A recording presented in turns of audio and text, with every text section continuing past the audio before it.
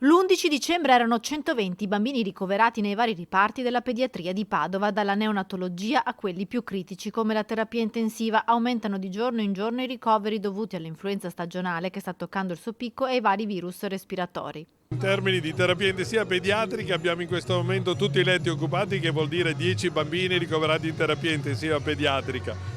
Lo stesso anche la terapia intensiva neonatale in questo momento è piena, ovviamente di patologie proprie della neonatologia, ma anche per i problemi infiammatori delle infezioni delle alte vie che stanno compiendo i bambini. La terapia intensiva pediatrica è al completo in questi giorni che precedono il Natale. Gli accessi al pronto soccorso superano i 700 a settimana, numeri mai visti negli ultimi anni a Padova, che è un centro di riferimento veneto. Quello che ci preoccupa di più sono le bronchioliti perché interessano bambini molto piccoli di 2, 3, 4 mesi e talvolta portano a un impegno respiratorio, per cui hanno bisogno dell'ossigeno, hanno bisogno dell'idratazione.